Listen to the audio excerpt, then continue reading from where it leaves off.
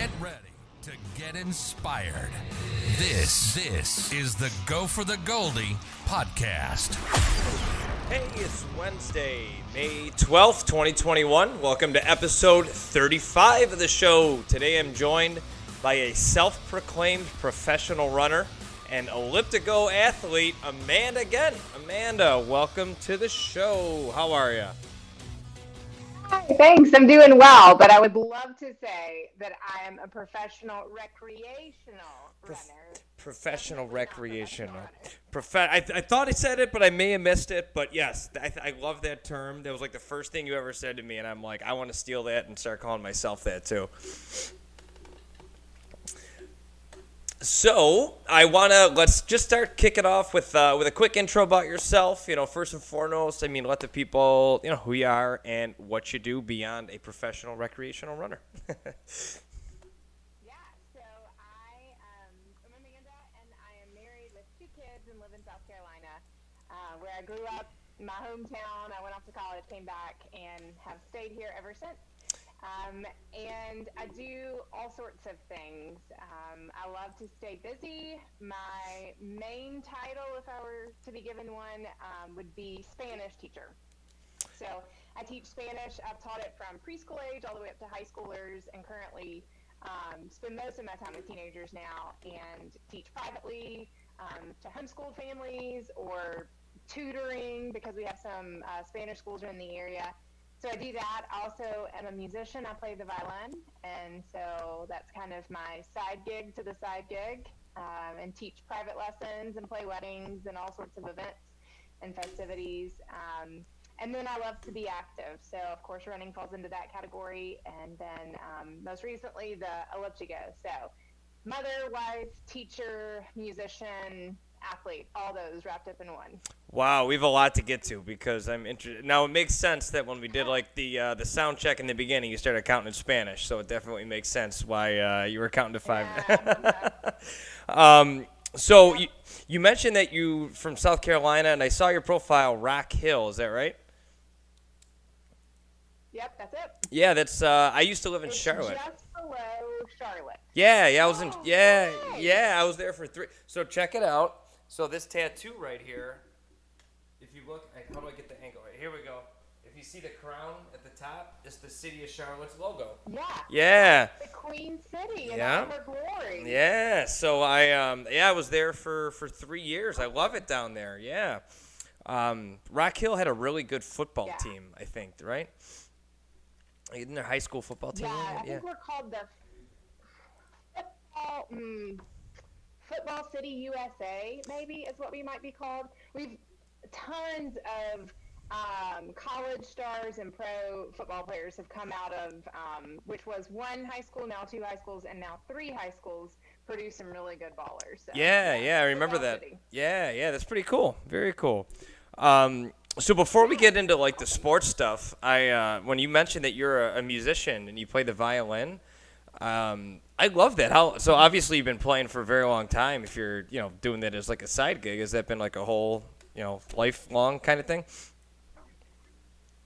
Yeah, somebody asked me the other day how long I've been playing, and I kind of got a little embarrassed. But I think if I recall correctly, it would be 26. I would just have finished year 26. Wow. Or however it works. I started playing in middle school. Played the piano for a little bit in elementary school and hated it. I was forced to do it. Of course, my mom knew better.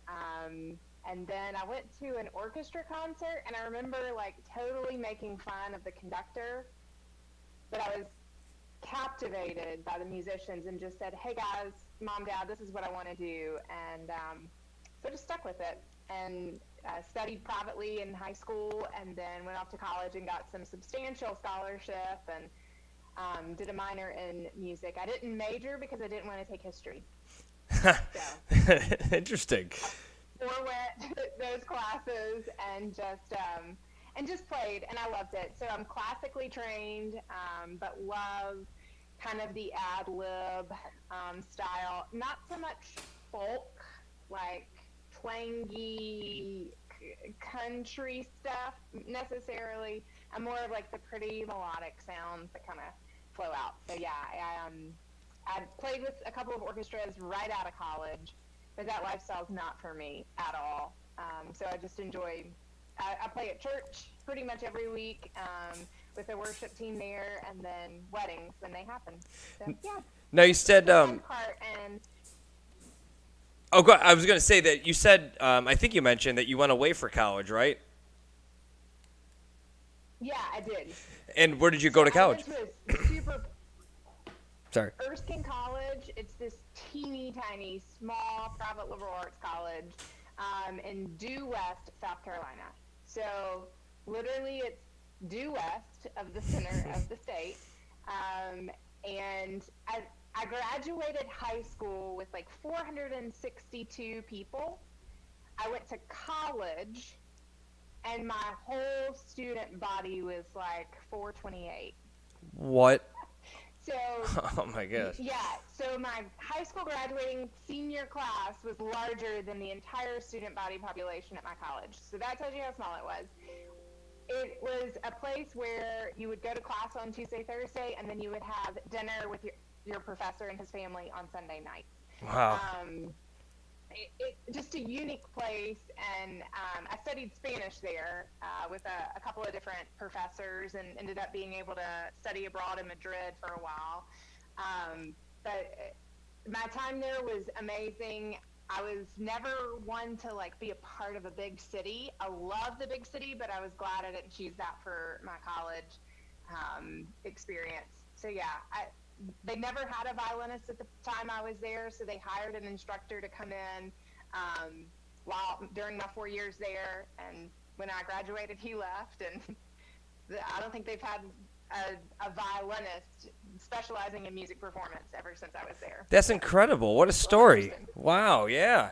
So Yeah. I'm going to put my fiance on the spot here. I also, so I'm nowhere near you whatsoever. I say this a million times, to friends and family, but I'm the kind of person who I wish I could just live a million different lives, because I have so many different interests that I just don't have the time to pursue. And music was one of those. I chose sports instead of music at college, and I wanted to. I grew up playing the piano, like you, and I think there's definitely the value in learning how to have your hands think independently of each other, because then if you nail the piano, not obviously other instruments aren't easy, but it's like, you could pick up, you understand the concept of the other instruments a lot easier, and so I love music a lot, and my love is the trombone. I have one here, and it's I live in an apartment, so it's tough to just blast the trombone and not have your neighbors want to kill you. Especially in Texas, everyone's got guns, so I'm not trying to piss anybody off. But for The trombone's pretty strong, yeah. Yeah, it's loud. And I got I had this like really, maybe it's not a unique idea, but I had this idea that I wanted to start a duet with me and my fiance, because my fiance is a violinist. So I got her a violin for Valentine's Day. And I had the idea of, like, if we bought piano music, I could play the bass, because the trombone's bass clef, and then she could play the melody on the violin. And I thought that'd be kind of like a unique sounding, we tried it and it sounded kind of cool, but like we didn't, we were pretty rusty. But if she was looking to get back into it, what advice would you give? What advice would you give to her? Because she played in high school, she's really good, it started to come back, but like, what advice would you give to someone who wants to get back into it? Are there like, are you part of like any clubs or anything like that? So, no, I'm not. And honestly, I feel like there isn't like a niche social media wise for people like me. Like, you have your all in, musicians that's what they do for their life, and then you just have like the people that like used to know how to play, and then you have people that still play but aren't like in the scene 24/7. And so I don't even know that I have a connection that way, but what I would tell her is that the best way to get back into it for her own personal use is to pick up a book of like etudes. There's Wolfhart, or Wolfhart, Wolfhart, I think, and Kreutzer, Kreu, something like that. It's German. There's books of etudes, and it's the same thing with like running. Like if you want to get back into it, you start practicing like drills, and then you do like short intervals, and that's what etudes are. They're just little practice pieces of music, and they get your fingers back into shape so that you're used to moving and then building up calluses again. And then working on all sorts of techniques like bowing patterns or dynamics or key changes and finger placements. So all of that. Those two are my favorite. I don't have them sitting right here, but I can always send them. Kreutzer and Wolfhart Etudes. Well, I just wrote those down, and her birthday is coming up June 1st, and I know she doesn't listen to this ever, so I know I'm not spoiling anything, so thank you. I can send you the link or at least a screenshot of them. Yes, please do, because that's I like that a lot. All right, cool. So that was a perfect segue, though, the comparison that you made about running, because I definitely want to talk to you about that, because that's how we ran into each other. That's how, we met. So we're both a part of the On Run crew, and you reached out to me and said, when I was, asking if anyone would be interested in coming on, and your story is really cool. So why don't you go ahead and kind of tell us, just a brief overview about your running, how you got into it, and because I know you said you were a late bloomer, you were, haven't been like a lifelong type runner, right? Right, yeah. So I never chose movement ever at all. Growing up as a kid, I just like made mud pies. And I rode my bike, but I was never sports inclined. I couldn't throw anything. There was zero eye, hand, foot coordination. I just kind of stuck to the books and stuck to my music. And then kind of followed through that with college. And then actually, my junior year, after returning home from studying abroad, I just created a pattern and a series of disordered eating, and was fully diagnosed with an eating disorder my junior year in college. And Wow. I had begun to take up excessive movement at that point, but all I did was walk. I walked everywhere on my campus. I walked morning, afternoon, night. I probably ended up walking like 12 miles a day, power walk at that, in an effort to, lose weight and be more comfortable in my body. And so that went on for a series of time. And then one day I was like, you know what? I think I would sweat just as much, and it would take half as much time if I ran instead of walked. And so, of course, I tried it, and I was like, okay, that's kind of cool, but I felt horrible. And so I think it was really from that moment of, like, wanting to get it done faster but accomplish the same goal that I realized I can't keep doing that unless I fuel my body.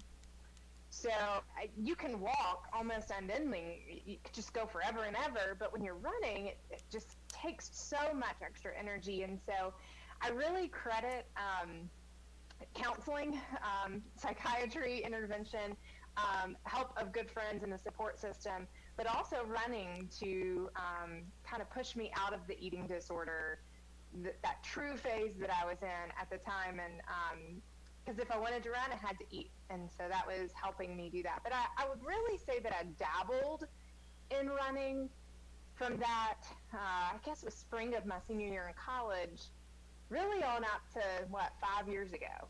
Like, I could put on running shoes and I could go for a run. And if there was a town race, I might pop in, but it wasn't anything that was like, oh, I just accomplished this great thing. I took a very long season off when I was pregnant and had my kids. I would probably say like 6 or 7 years where it was never something I wanted to do. Like being pregnant, it was really taboo at the time to exercise like that while you were pregnant. Like you just didn't do that. That would obviously hurt the baby. And I know now, like, there's so many women pregnant who continue to move through their pregnancies, which I think is so awesome to see. Yeah. That just wasn't around 12 years ago. And then after having them, I was exhausted. Like, the last thing I wanted to do was put my kids in a double stroller and push it up a hill. It did nothing for me. And so my youngest daughter turned 4 in the summer of 2016, and I was like, you know what? I'm ready. I'm going to get back into it. And so I committed to doing a sprint triathlon and learned how to ride a real bike, which I was horribly fearful of. I did not know how to swim, so I had to teach myself how to swim. And over the course of the summer, fell in love with running again, completed the sprint triathlon, and after that, August, I would say it's all been history since then. I got coaches, started learning about all the different types of training, finding the best gear, whether it was apparel or shoes or, technology, whatever it was. And so kind of have been at it, I would say pretty hardcore, since 2016, 2017.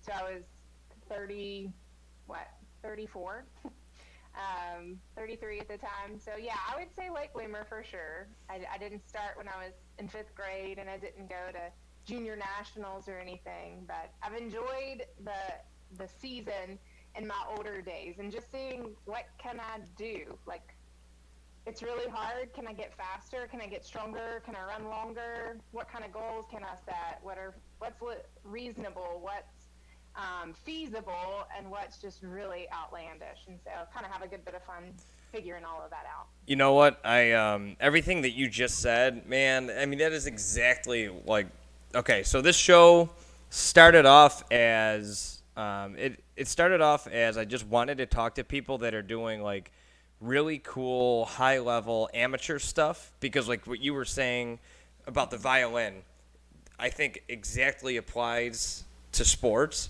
where there is a niche where people want to compete at really high levels, not professionally, but not just like I want to go, jog a 5K either. I think there's I don't think, I know there is, because I've interviewed 34 different people before you that also do this as well, and not this exactly, but like I have a guy who's he's a 60-year-old bodybuilder. I talked to a guy who got into inline speed skating at 40 years old.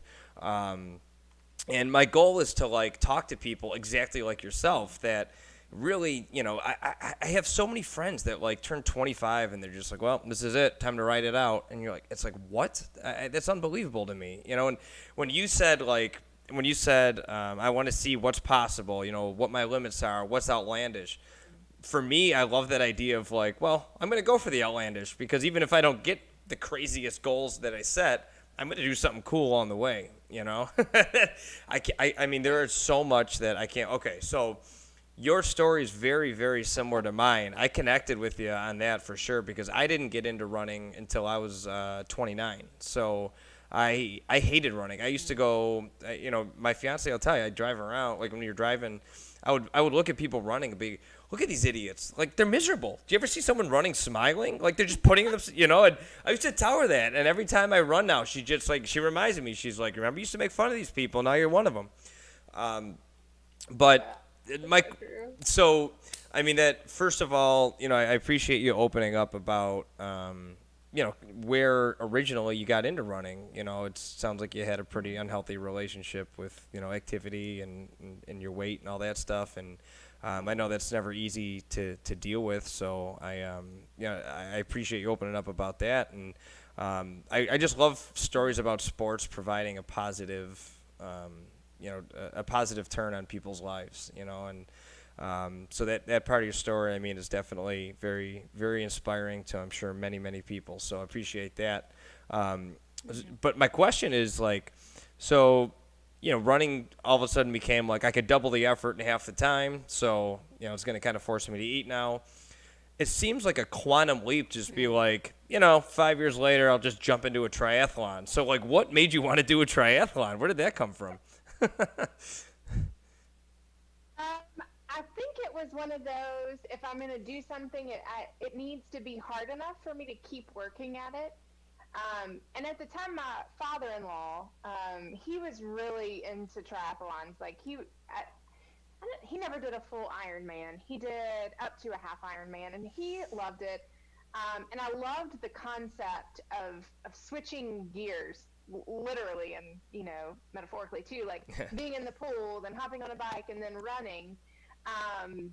And I thought, well, a sprint triathlon, I can run a 5K, but can I swim and bike? And then the daunting task of I've got to teach myself how to do these things.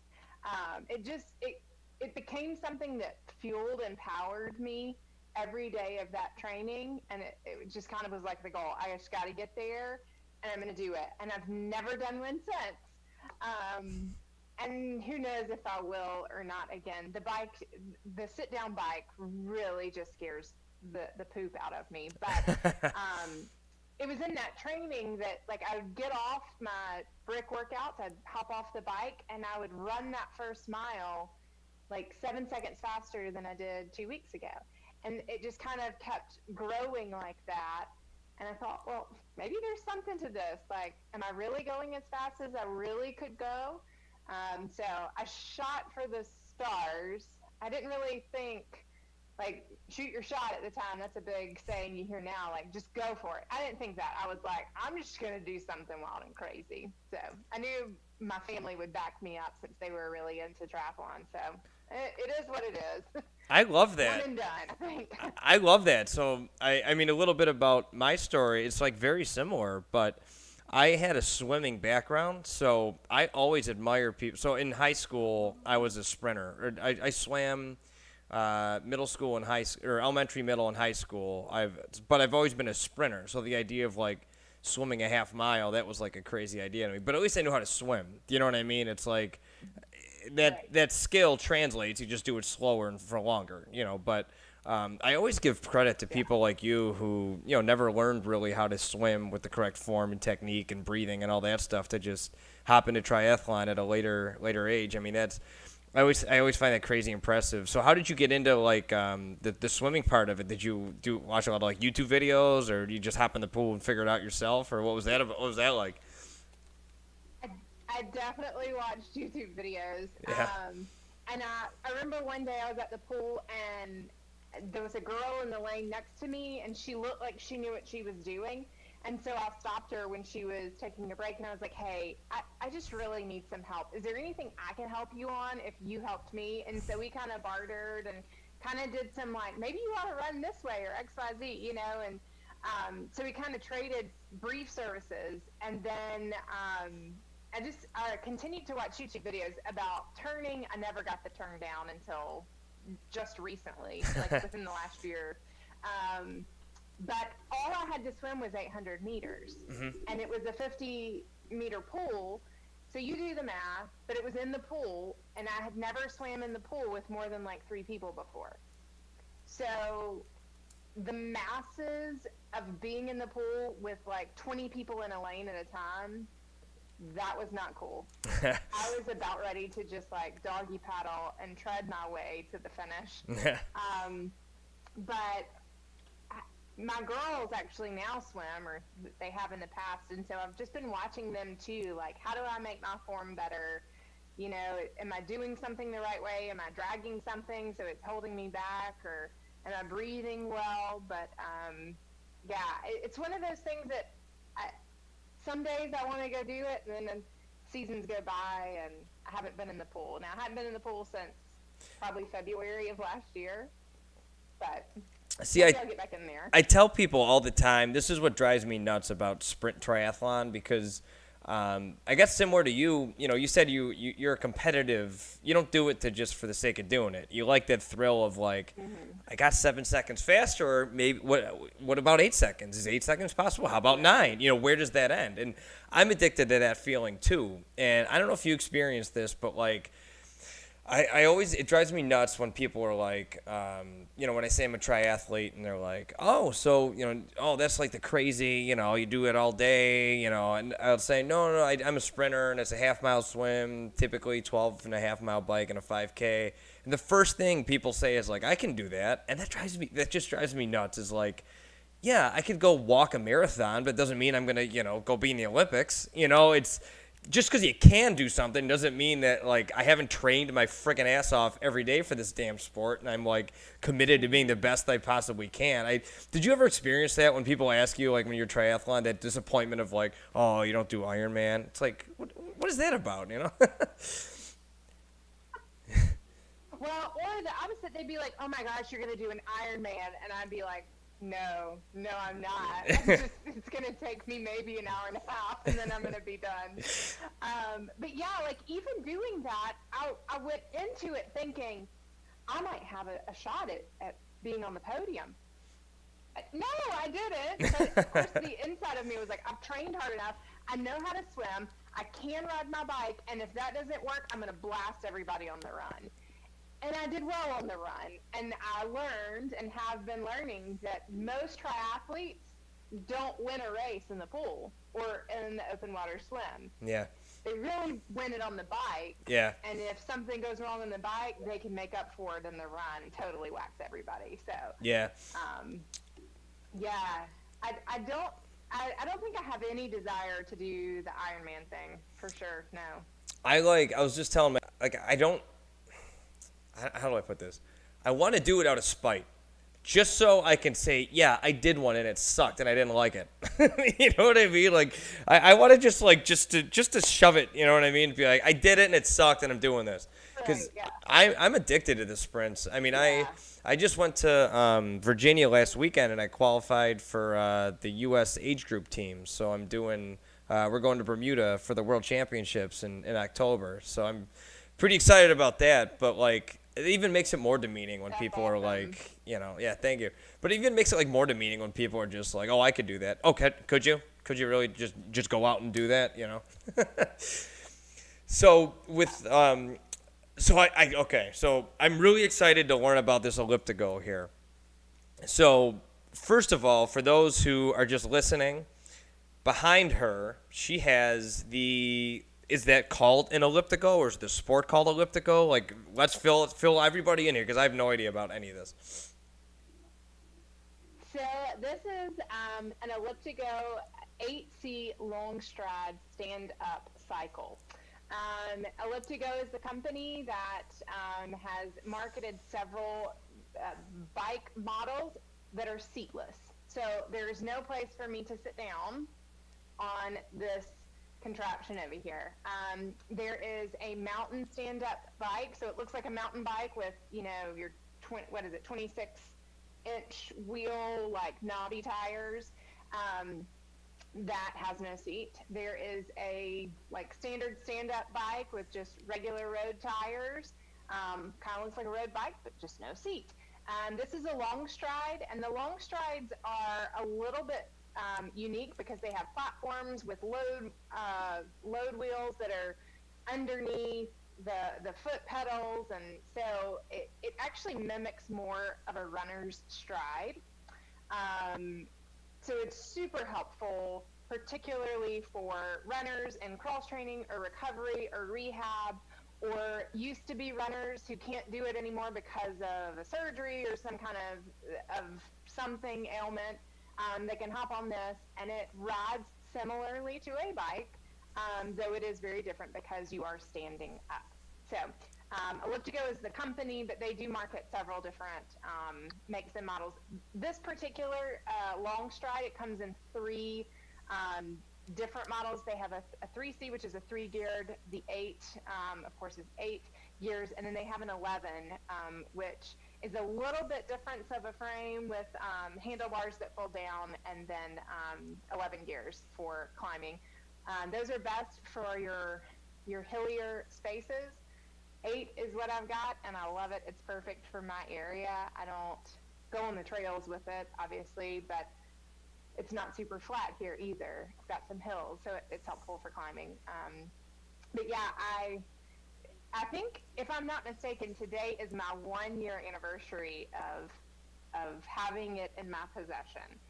So wow, what an occasion! All about how it happened, and I know, right? I can tell you whatever you want to know. So ask, and I will be happy to share. Okay, I want to know everything. Okay, so first of all, let's get into the beginning. How did you get into this? Did you look at it and say, I got to do this? Or you said you were injured, right? And then you were looking kind of for something to fill that need of running? Or how did you originally get into that? Sure. So take you back to the summer of 2019. I went to adult running camp. with the ZAP running group. They're actually an on team. They basically stick to long distances, marathons, halves, and I think a couple are showing up, running some 10Ks and 5Ks, trying to make some Olympic qualifying times. I know one of them's headed to Grandma's soon in June, but I was there for their adult running camp, and a sports, I forget his full title. He does a lot of sales to the colleges all across the country, and he is in Raleigh, and he came to the running camp to show us the ElliptiGo bikes, because a lot of the ZAP athletes use ElliptiGo for cross training and for rehab purposes. And so he showed up, I met him, I was like, oh, that's cool, really neat, not for me, I don't do bikes. And then we got reconnected at CIM later that year in December, and he just kind of shared his story. He wasn't a salesman, but he just told me what his training had looked like.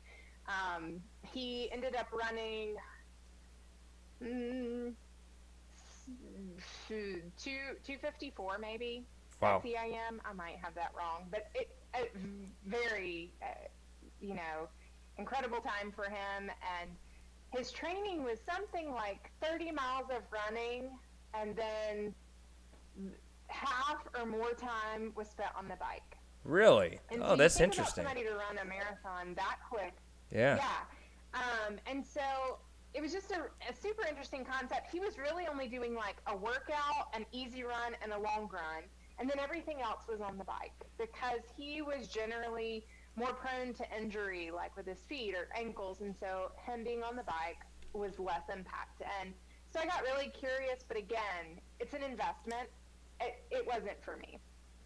Fast forward to COVID and quarantine, and I get a phone call last May, and it was, I needed to, there was a gal who had purchased it, and something wasn't going to work out, or I can't really remember, but the friend, the sales guy, said, hey, you want to take a look at it?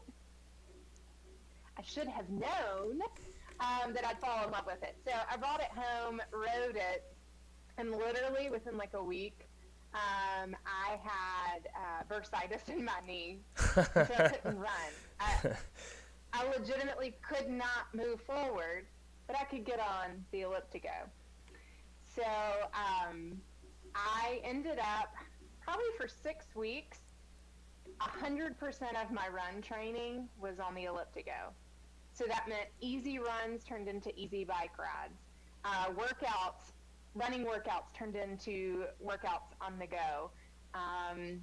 Long runs turned into long rides. And I just kind of equated the time I'd be spending on my feet. You know, if I was going to run 5 miles, I'd probably spend 45 minutes on the ElliptiGo. And realized really quickly that I was not losing any fitness whatsoever. I had zero impact to my knee, so I was healing my knee while moving. And when I got back to running, it was like I hadn't skipped a beat. So I was completely convinced and haven't turned my back since then. It was just intriguing and very interesting, the concept of how you could cross train, and it wasn't a bike. I hated bikes, remember? Yeah, I learned how to ride a bike, rode a bike, decided never again. And I've been able to ride, and I guess the furthest ride has been like 50 miles, so just under 4 hours. And then it's a bike that you can take outside, but I also have the trainer, the stationary trainer, so I can stay inside. Today, it was like 49 degrees in May in South Carolina, pouring down rain. I hopped on the bike, never had to get soaking wet and become a stronger runner because of it. Instead, I just rode the bike inside, and it's a killer workout, like drenched with sweat at the end. So many advantages. First of all, you don't have to sit down. I don't know about you, when you do your sprint triathlons, 12 miles on your tush still is uncomfortable. I don't know what kind of pads or what kind of cream you use. It's still not fun. That's true. Right? That's true. That's right. Yep. So and nothing goes numb ever. Yeah. Nothing goes numb. So that to me is great. I actually feel more stable standing up than I do if I were on your traditional bike. It's a little bit larger, so on the road I feel like it screams like, "Hey, watch out for me," because it's big. It's not a tiny contraption. Um, their data says that it actually is like 33% more effective in burning calories because it is a full body workout, because there's core, there's stability up top. Obviously, you're using, it's more of like a hamstring, glute work instead of heavy quad like riding a bike would. But yeah, it came into my life haphazardly after wanting one, and then after discovering how great it was, I just dove right in, and I was like, this is mine.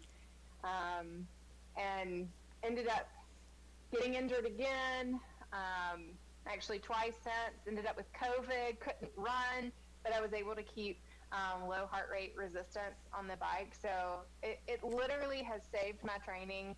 Again, I don't think I've lost much fitness at all, because it keeps me engaged. Yeah. And it keeps me from running all of the miles. You know, I am getting older, and I can't run 70-mile weeks anymore, but I can run 30 and then the equivalent of 40 on the bike. It's really magnificent. Wow. So is it on the indoor? On it. Is it? I was going to ask you. Are they paying you well? Working for them? Has that going well for you? Actually, currently no. I love it. I don't get paid to love it, but hopefully you've seen on my platform, like, there are things that I love, and I genuinely love them, and I want to share them. Sometimes we get cool gigs, like being a part of the On Run crew. And yeah, I'm a self-proclaimed goer, and I will claim that I work for them. I don't know, maybe that there's something in the future for that, but having the friend of mine who is the sales guy, he has been the number one go-to to answer anything and everything that I need to know. Because I wasn't a bike person, I don't know much about them, and so I feel like I'm learning a whole new lingo of, you know, cables and calipers and tire pressure and what tread should look like, and how to use an Allen key wrench thingy. I don't even know what those are called. But yeah, not working for them yet, but I do appreciate and value what they keep doing. So, and it's serving such a community. It's not just me. You know, you've got people like Molly Seidel, Molly Huddle too. I could Alphine, some of our Wow. Marathon ladies that are going, you know, to the Olympics. You get a ton of pro athletes using it because it is a great tool for recovery or rehab if you are suffering through injury and can't handle the volume of the running miles. It's also really popular in like the 50 to 70-year-old group. I the data, but I'd be willing to say that that's a large portion of consumers, because the older we get, the harder our bodies are to move and do those things. But if we still want to be active, how do we do that? Yeah. And there's a whole community of goers that we are called, but it's such a fun community to be a part of. I think that is. I'm so intrigued by all this. So, on it right now, and you're behind you. Is it on the trainer? Like, is it set up for you to just like train indoor right now? Yes. Do you want me to? Are you wanting me to show you how it works? Of course I am. Yes, I am. Okay. So yeah, it is on the trainer, and it's really easy to take on and off. Usually, I would wear shoes, because you don't want to do it without shoes. But I don't have. Oh wait, I actually do. They're right here. Now, is that one or two wheels that's on the back there? It's just one. The upper one, the upper circular thing you see right there, that's the gear. So it has an internal hub So the gears change on the inside. From what I know, there aren't like what do you call it? I don't. It's a funny word. I can't pronounce it. Maybe starts with a D. I don't know. How you have all the chains and the gear thingies on the outside of a real bike. This one has an internal hub. So gears change on the inside, which means I can actually shift gears. Like I can go from gear 8 all the way down to gear 1 without pedaling through it. Oh, okay. Which is super helpful at a stoplight. If I need to shift down, I can just go ahead and shift and nothing moves and we're all set to go. It also helps me because it's less things I have to worry about and like to be right and aligned together. So I have the resistance set and I can use the gears as I very well please. One, of course, is the easiest. Hop on, and then you just go. And I can click up and get to a heavier gear. It gets kind of loud. But at this point, it's like I'm climbing. I'm easily moving at like a 7 to 10% incline. So when I was training for the World Championships, I did a ton of my training on the stationary and just kept it in gear 8 the whole time. And would just ride and ride and ride and ride until I couldn't ride anymore. You can do sprint workouts. You can lower the gear. Of course, you're flat on the trainer, but you can increase gears to make it feel like you're climbing or descending, sprinting. Really, any run workout has translated to this extremely well. Today, I did 20-minute intervals. So I did an easy 20, I did a hard 20, I went moderate 20, hard 20, and then an easy cool down. You know when you start to when you start to explore something and you open one door and then it opens like 10 more doors and then you enter one of the, every one of those doors that opens it. That's what's happening right now. You're watching this live unfold here. So first of all, two things. One, my fiance is listening and she just said derailer. That's what the word we're looking for. She's not even a triathlete, and I'm a moron, and she remembered it. So there you go. So that B, were those Cloud X's I saw? They are not Cloud X's. They're not Cloud X's. They are Cloud Surfers, the OG. The OG surfers. Okay. They were the second pair of On shoes that I got, golly, a year and a half ago? A solid 18 months. Yeah, the summer. Yeah, almost 2 years. And I wore them for tempos and speed intervals, all of those workouts. And I got the, they were done. But the traction of a surfer is amazing. And you don't need much because the foot pedals have like a rough surface to help with the traction. But because I'm a heel striker, heel lander, my forefront hardly ever gets worn. That's all I need. So these have been the most amazing shoes for the ElliptiGo. I wear these on there. For the World Champs, I actually wore a new pair of surfers, but there's too much life left in these when all you have to do is stand on them.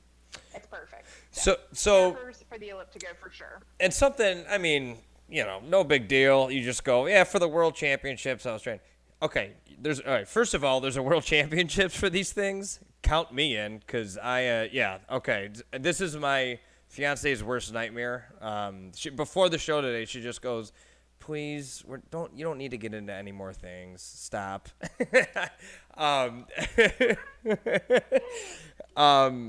So with this, all right, first of all, okay, geez, I have so many questions. The one question I have is, so I'm the kind of person who I do so many different things. I don't like to go into things without a plan. Like when I go to the gym, I have my folder, my workouts, and I rip through those. Every time I get on the bike, it's never, I'll ride it, see what happens. I have the structured workout. Your structured workouts, do you do you like you were saying you did 20-minute intervals today? Is there like through ElliptiGo, is there any kind of like structured training programs that you can get, or do you just kind of do your running programs and have that translate to your workouts on that thing, or how do you get your workouts?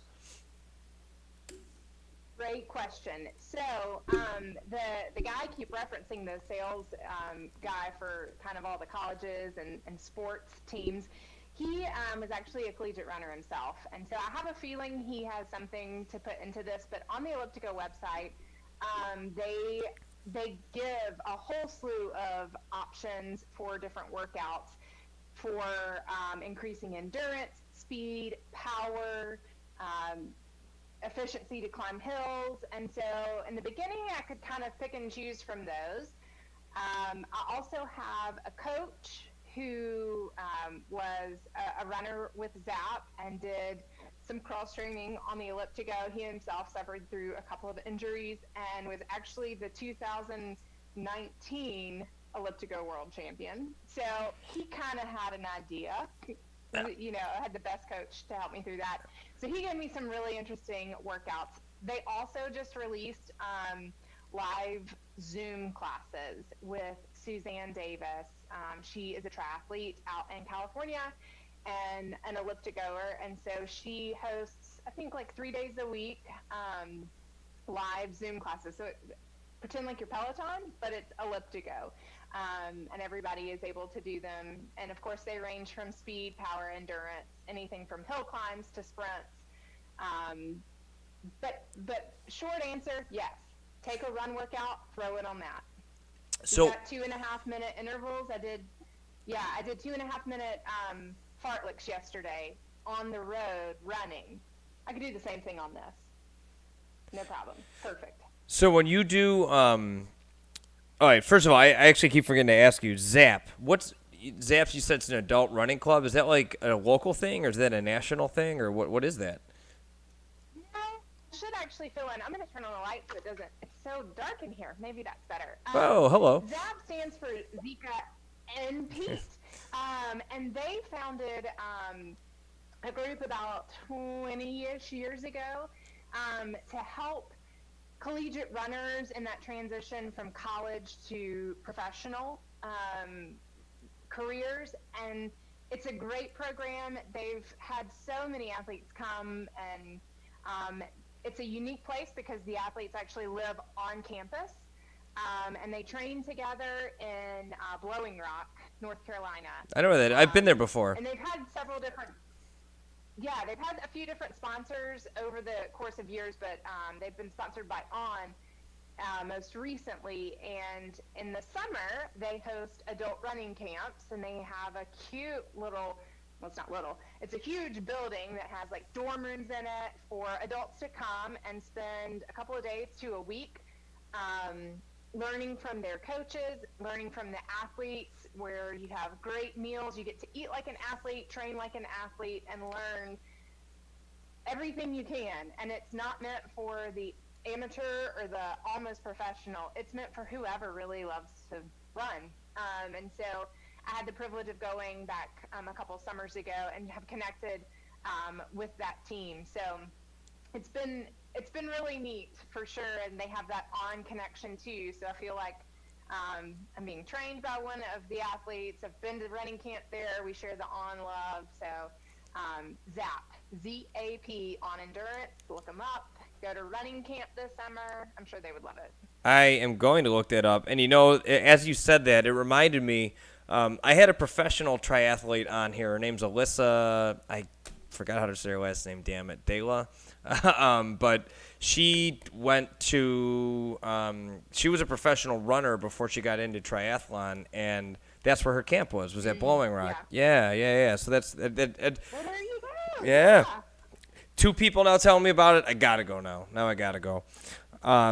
So you're okay. Yes. So we haven't even okay. So the World Championships. Tell me about that. I mean, what is there like a specific distance that it is? Are there different distances? How did you know about this? Fill us in. I mean, I have a million questions.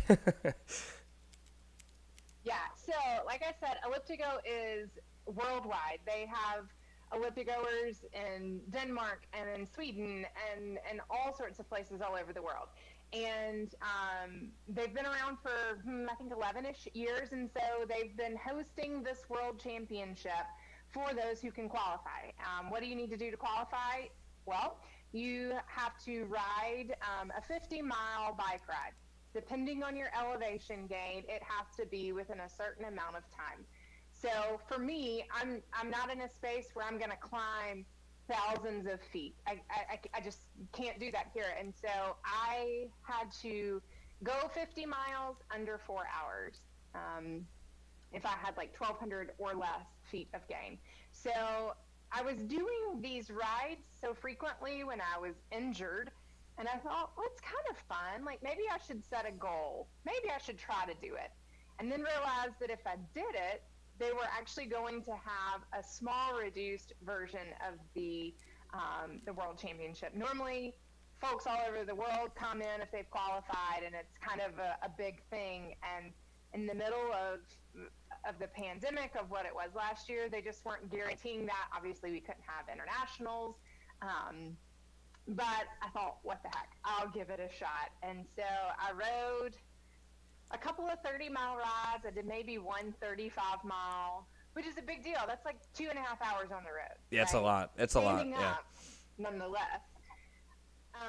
And then my good friend in Raleigh agreed to kind of help ride with me in case, heaven forbid, my tire go flat or there be an accident or something. Mm-hmm. And so I did that in August. I knew that I was pretty confident I could do it. I just didn't know how well I would be able to do it because I would be out there for upwards of 3.5 hours, 4 hours. That was the goal. So I did it in 3:42, I think, and decided, well, nothing else is happening this year. Might as well just go out to California. So you ride 50 miles. That translates to the World Championship ride, which is 11.69 miles.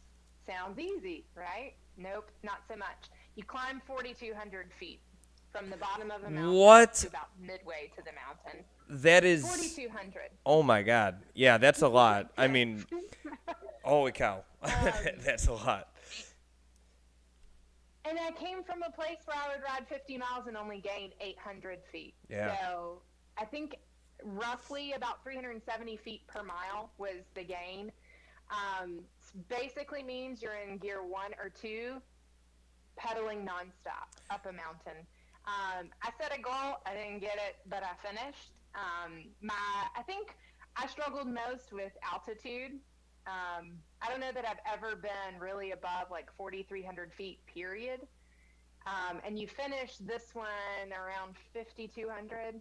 I just remember feeling like so discombobulated, not necessarily like so fatigued like you feel at the end of mile 24 of a marathon. Mm-hmm.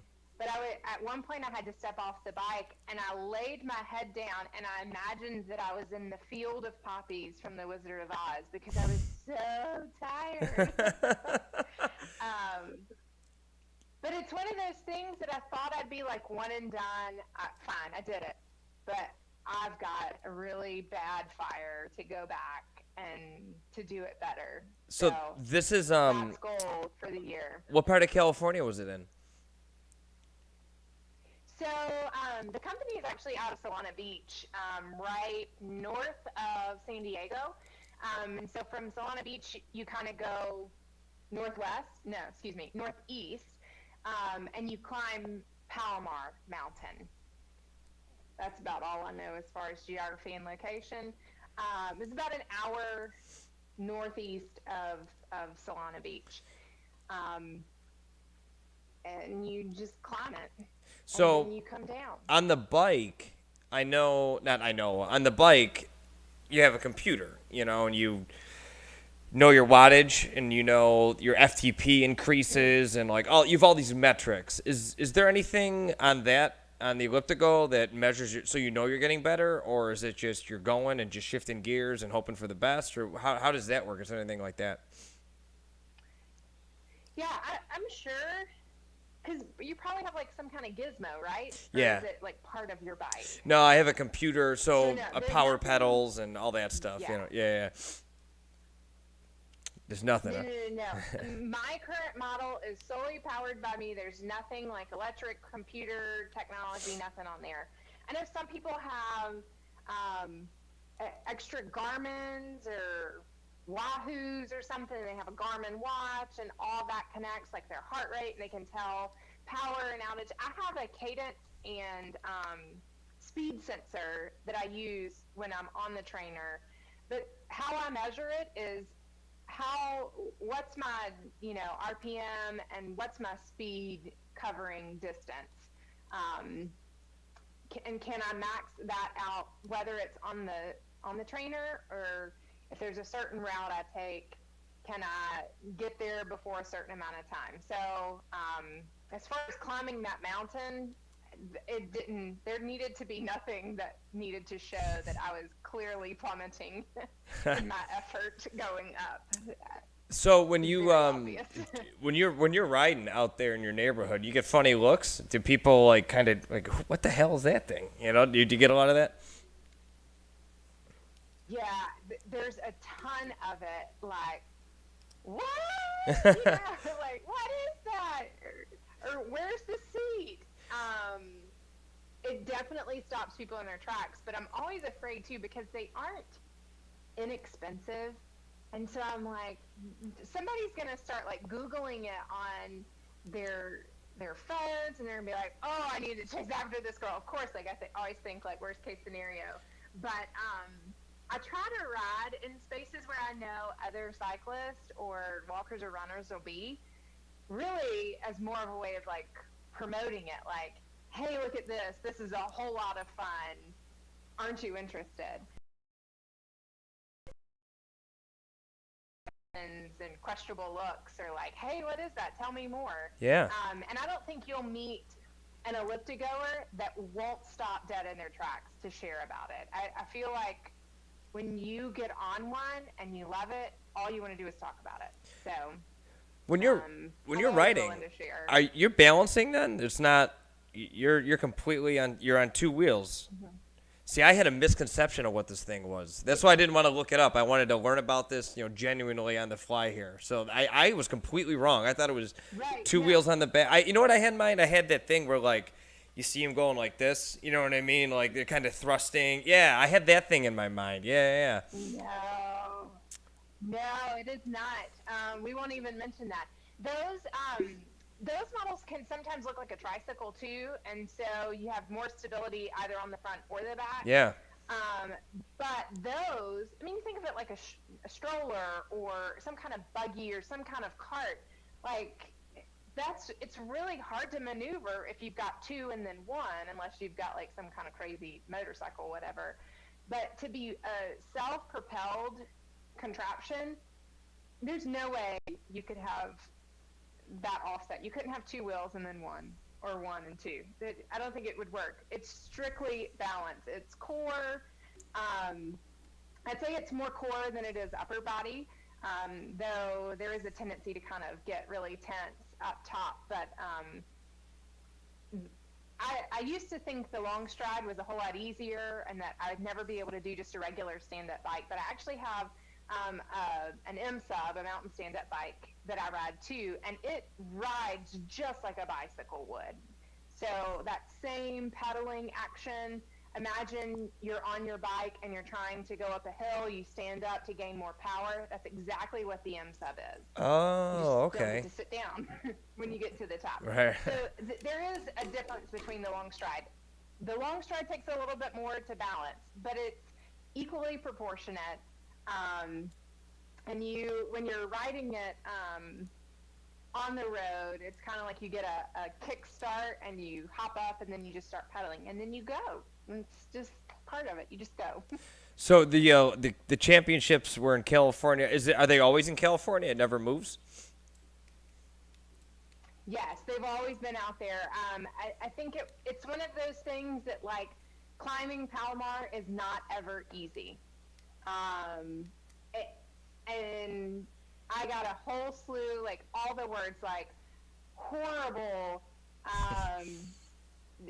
Purely exhausting, relentless, like never ending, like any bad word of an experience you could come up with. I feel like everybody was saying this is what it was going to be like. I was like, it can't be that bad. I've done bad things before. No, but seriously, the hardest thing I've ever done in my entire life. And I don't know if I told you this, I birthed 2 children, nothing in comparison. That by far was the hardest thing. And somehow you want to go back. Yeah. So it's always out there. It's always that same climb. It's a pretty popular ascent for cyclists, particularly in that side of the country. So if you meet a cyclist who likes to adventure, do a lot of climbs, that's probably going to be one that they talk about. I don't know the ins and outs of what makes it a great one, other than I think it's a 7% grade from point A to B where we go. You can keep going up to the tippy top, but I don't think I want to do that. How long does that take you? How long did the race take you? To people. For me, it took like 2 hours and 15 minutes. My goal was 1:55. So, I had reason to believe I built up the fitness, but I also did not train on hilly terrain and had no clue what altitude was going to feel like. So, still very respectable. I finished. I think some of the winning times are like around 1:30 for the women and maybe like low 1-teens for the men. But this past year, back in October, Molly Seidel won the women's side of it. So she had just gotten with the Olympic trial team back in February, and then she showed up, and she did it with such ease and grace. Like, she just coasted up the mountain. If you're faster, you actually start behind everybody else.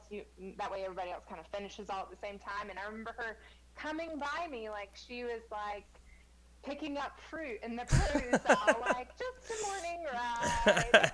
Hey, how you doing? Yeah. I can't breathe anymore. Yeah, but it's such a cool thing, and probably won't ever be televised, but it's a rite of passage to be able to be like, I climbed Palomar Mountain. I was going to ask you, when you qualified, how did they, because I know you said it was 4 hours, or under 4 hours, 50 miles in under 4 hours, for you, at least. How do you prove it on like a Strava or like a Garmin, or how do you prove that you did it? You know, it seems like it'd be easy to cheat, but obviously, you don't want to be a jerk and do that. Right. And then I think if you did it, like, who wants to cheat to go through the torture of climbing Palomar? I don't know. Right. But I had my friend ride with me who works for the company. He was going to vouch for me if my watch died. I think I also started Strava because it's longer than a marathon. Yeah. Right? I guess essentially my marathon time was about the same, but I didn't want anything to go wrong. So you send a message that, hey, I'm about to start my ride. You go for your ride, you record it, you screenshot it, you Strava save it, and you text them when you're done. I'm done with my ride, and then there you have it. So wow. Hopefully I'll be texting them sometime really soon with another qualifying time. And what time of year are the championships? End of October. End of so October. I think that last weekend, October 24, I think might be the day. It's a Saturday. And it's kind of the culmination, too, of the year-long program that the Global ElliptiGo Rider Club does. There's a little subset group of riders, a kind of a membership group, and they have challenges every month throughout the year. For example, May, you ride every day in May, and you ride with a partner to accumulate the mileage per day. So today I rode 20 miles, hoping my partner's going to ride 10. We're going to knock off May 30th in our calendar. And it's just kind of silly challenges, but enough to keep you motivated. So I'm on a streak now of 42 days of riding my ElliptiGo at least 2 miles a day. Who's your partner? Her name is Dora, and she is 55. She's a data analysis from California, I believe. And so I'm doing my rides early in the morning, and she's doing them at like 9 and 10 o'clock at night, so I'm like already in bed. But it's really neat. It's been a way to connect me with somebody I never would, ever meet in real life. So it's been fun to say, hey, Dora, how are you doing? I rode this many miles. If you get this many, we'll get this day done. Just kind of fun and games, a little competitive spirit when you can do it. But that same weekend in October when they have the World Championship, folks that can gather at all of this and kind of have a party and do a big ride all together. I hope that'll happen this year. It didn't last year because of restrictions and such in California, but I don't know, maybe that'll change by then this time. Fingers crossed. Now, I was going to ask you with the championships, is there, with triathlon or running or any of these sports, there's age groups or, different wave starts and all that kind of stuff. I know you mentioned real briefly, the faster people start a little bit later, so there's like a timed, everyone finishes at the end together. So when you go to that championship, are there age groups or is there any kind of like wave starts? I know, you'll go, I guess answer that, yeah.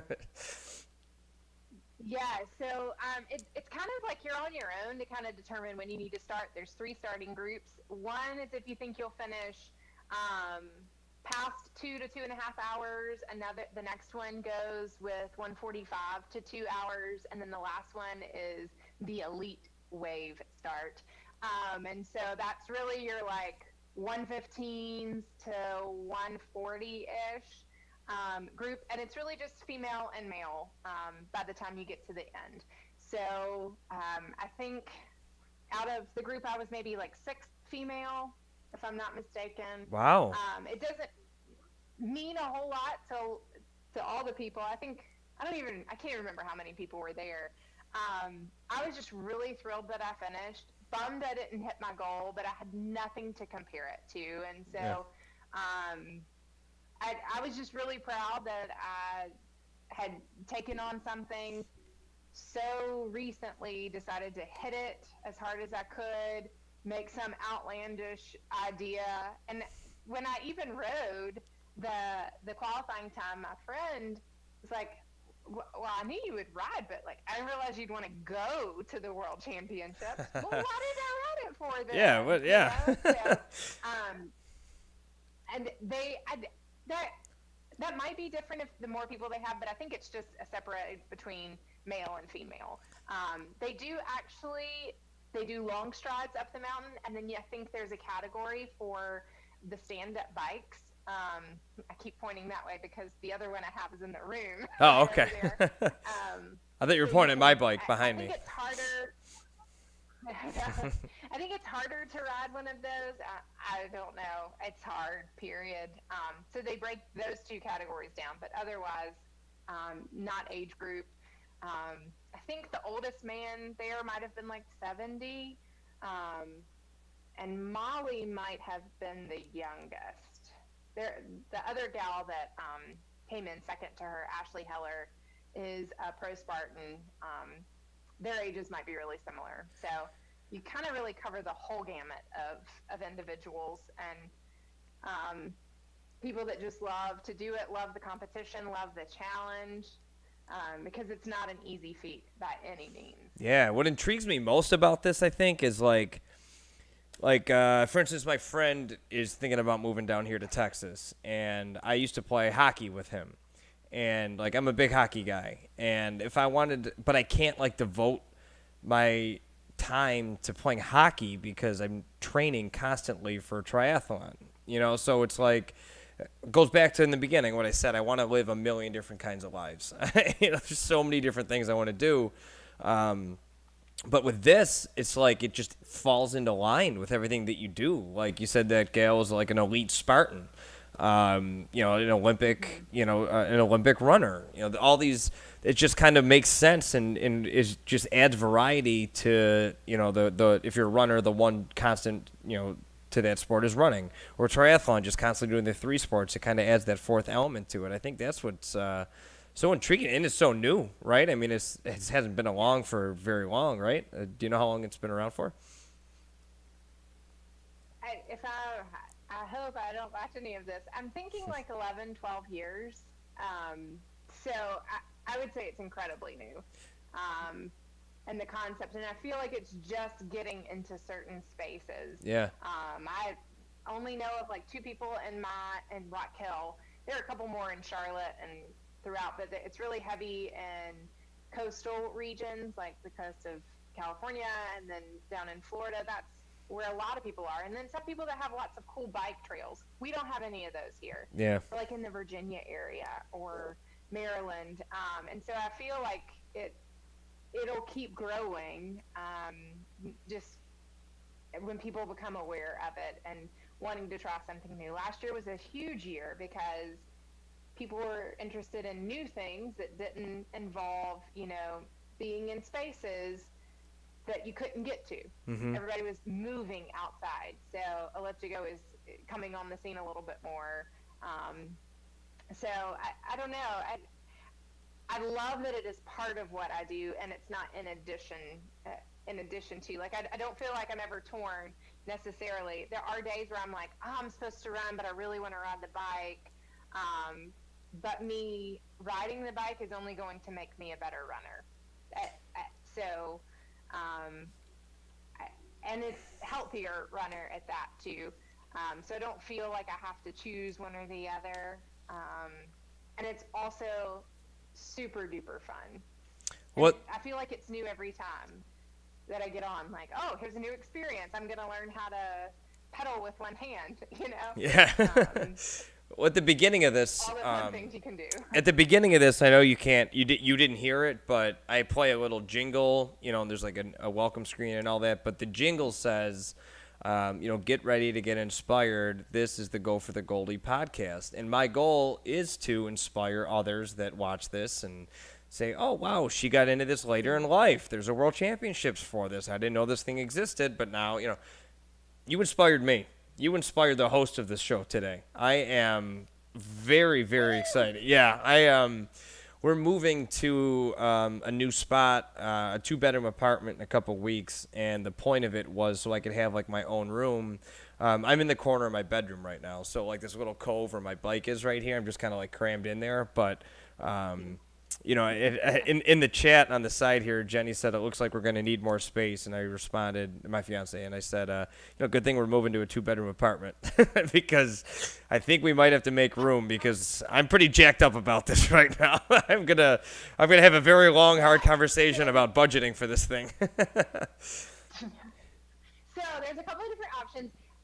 What I would first recommend you do is to go to ElliptiGo, and they have a little toggle where you can do a test ride, and so you can see if there's somebody in the area, like an ElliptiGo enthusiast is what they call them, and they generally have bikes that you can test out so that you aren't flying blindly or have no clue what you're getting into. And usually they would have like a long stride version, maybe a stand-up version.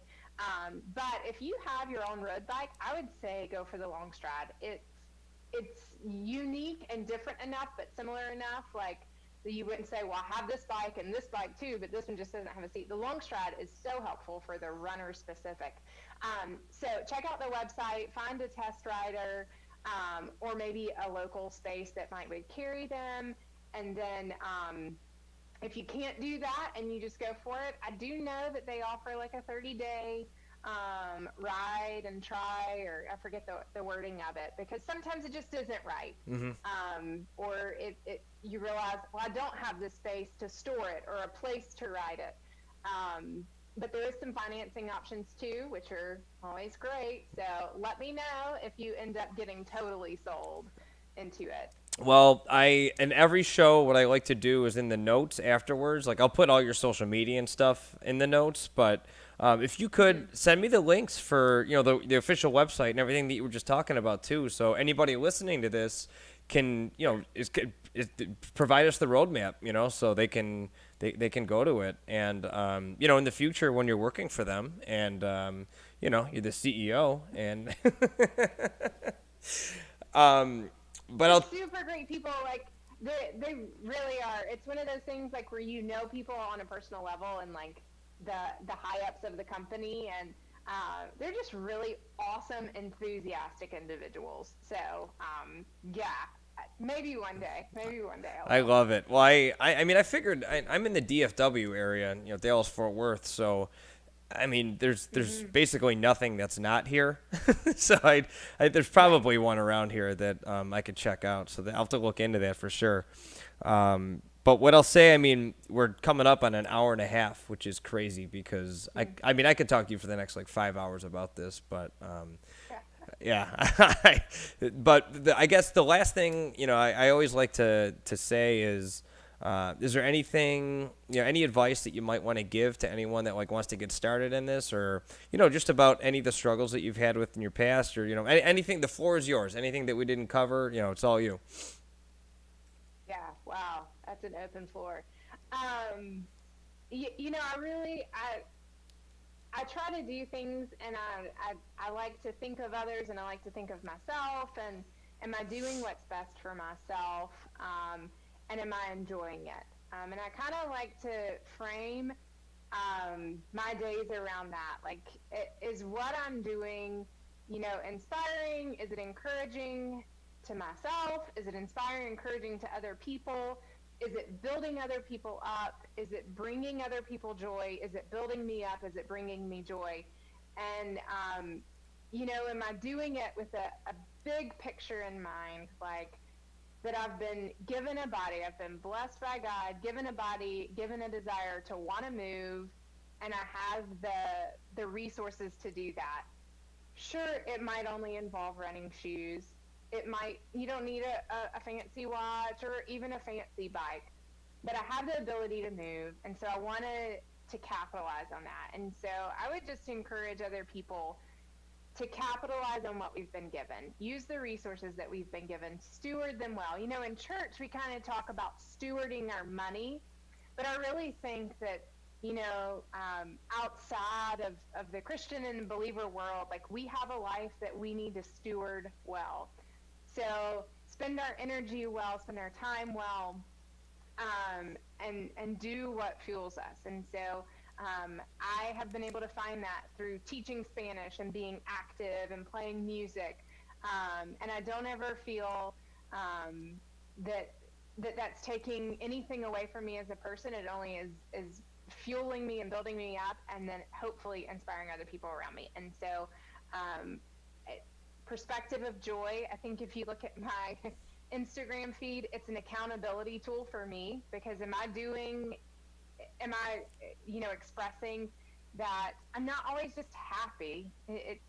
Things can make me very not happy a lot of times, but is there a joy that underlines it? Do I have hope for tomorrow? All of those things. To do what fuels you best and steward your time and your energy well, however that looks. And have fun, enjoy doing it, for sure. That's it. There we go. Bam. Mic drop. I know I put you on the spot, but you sound like you rehearsed that. That was incredible. Good work.